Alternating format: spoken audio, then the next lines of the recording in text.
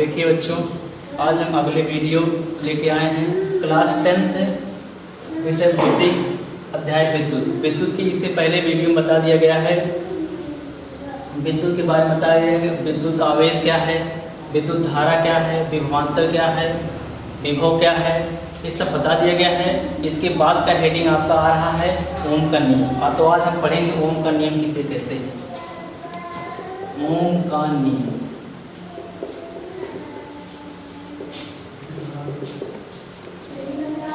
ओम का नियम क्या है? देखिए ओम का नियम क्या है। तो ओम का नियम देखिए, यदि किसी चालक की भौतिक अवस्थाएं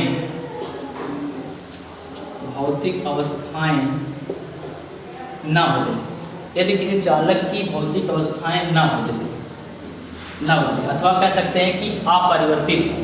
भौतिक अवस्थाएं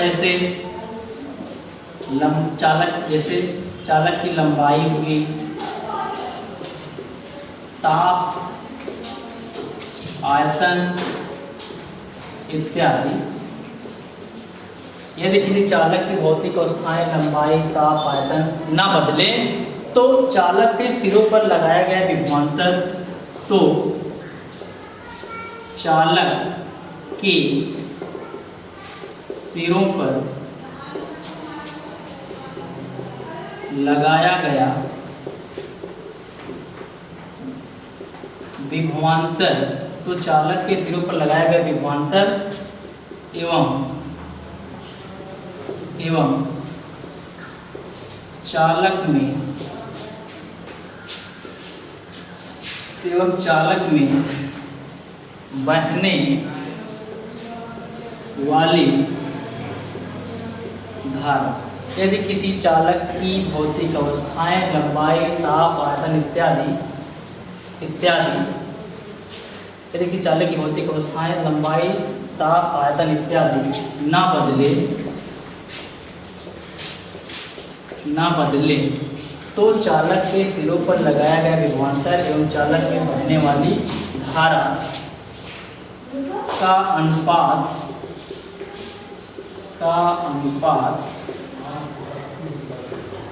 नियतांक होता है। अर्थात V/I बराबर नियतांक। इसे ही ओम का नियम कहते हैं। तो देखिए, तो परिभाषा हुआ ओम का नियम।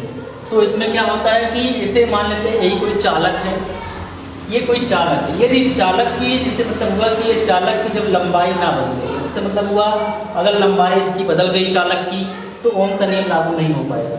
या इसके आयतन में कुछ वृद्धि कर दिए हम तो इसमें भी वही होता है, मतलब इसका ना ताप बदले, ना आयतन बदले, ना लंबाई बदले, जो चालक को उसी के लिए, अगर वही चालक को माने कहने मतलब उसकी भौतिक अवस्था में कोई परिवर्तन ना हो, तो इस चालक के सिरों पर लगाया गया विभवांतर, इस चालक के सिरों पर जो हम वोल्टेज लगाएंगे और उसमें जो धारा बहेगी, दोनों का हम रेशियो करेंगे, अनुपात करेंगे, अनुपात लगा के देखेंगे, दोनों का जब अनुपात नियतांक आएगा तो इसी को हम कहते हैं ओम का नियम।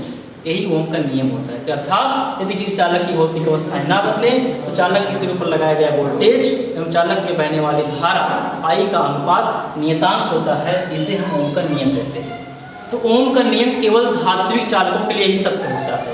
ओम का नियम जो है केवल धात्विक चालकों के लिए ही सत्य होता है, अधातुओं के लिए नहीं होता है। जैसे एग्जाम्पल के लिए लेते हैं हम ओम का नियम की सत्यता की जांच कैसे करते हैं, कैसे मालूम हो कि ओम का नियम सत्य है कि असत्य है। इसके लिए देखिए कैसे हम उसकी जांच करेंगे, ओम का नियम सत्य है कि असत्य है। इसकी जांच के लिए देखिए क्या होगा, ओम के नियम का सत्यापन। तो ओम के नियम के सत्यापन के लिए देखिए हम क्या करते हैं। ओम के नियम के सत्यापन के लिए हम एक ग्राफ खींचते हैं। ओम के नियम के सत्यापन के लिए हम धारा और विभवांतर के बीच एक ग्राफ खींचते हैं। तो निचले माने निचले वाले सिरे पर हम धारा को दर्शाते हैं, धारा एम्पीयर, मिली एम्पीयर में।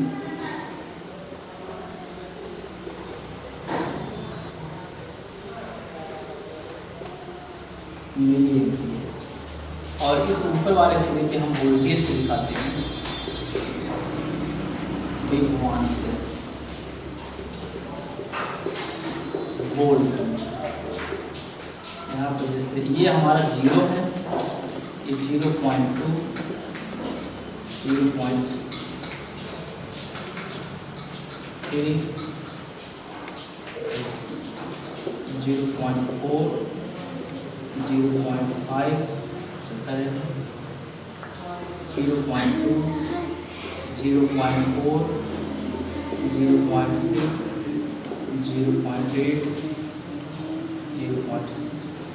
तो ओम के नियम के सत्यापन के लिए हम निचले वाले अक्ष पे जो है ओम धारा को दिखा देते हैं और ऊपर वाले अक्ष पे हम विभवांतर दिखाते हैं।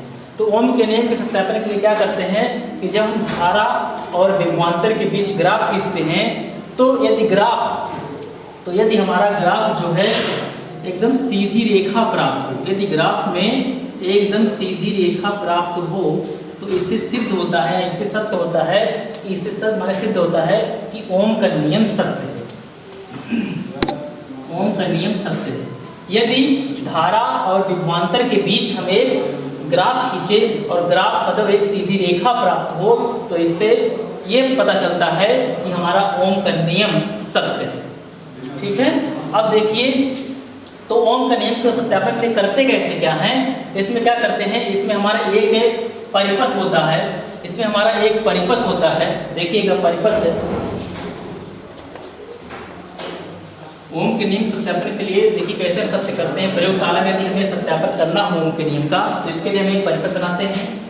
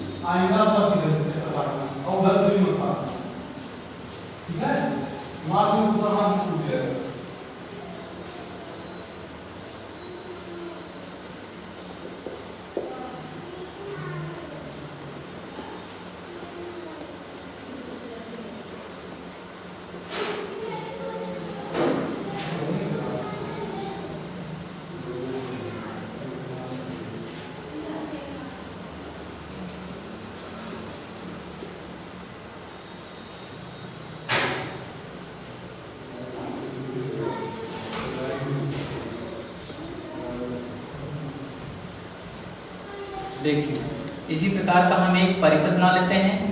परिपथ को बहुत सही से, परिपथ को बहुत ज़्यादा डिटेल में नहीं बनाया गया है, शॉर्ट बना दिया गया है। तो परिपथ हमारा क्या है, इसमें हम जो है एक बैटरी लगा देते हैं और एक कुंजी लगा देते हैं, और उसके बाद इसमें हम एक अमीटर लगा देते हैं। अमीटर इसलिए होता है जिससे हम इस परिपथ में आने वाली धारा का हम मान पता कर लें कितना धारा है, और एक हम वोल्ट मीटर लगा देते हैं, और यहाँ पर एक हमारा धारा नियंत्रक लगाना होता है।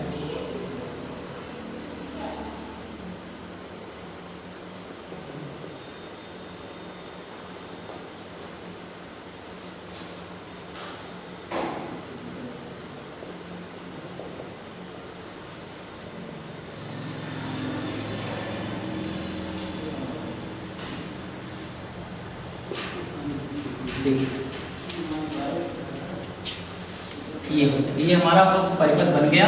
और इस परिपथ में क्या होता है कि यहाँ पे एक अमीटर होता है। अमीटर इसलिए लगा होता है कि जिससे हम इस परिपथ में बहने वाली धारा को मान पढ़ सकें, और वोल्ट मीटर इसलिए होता है कि इस माने जो है परिपथ में कितना वोल्टेज है उसका मान पढ़ सकें, और धारा नियंत्रक इसलिए होता है कि धारा के मान को हम बदल के अलग अलग मान रख लें।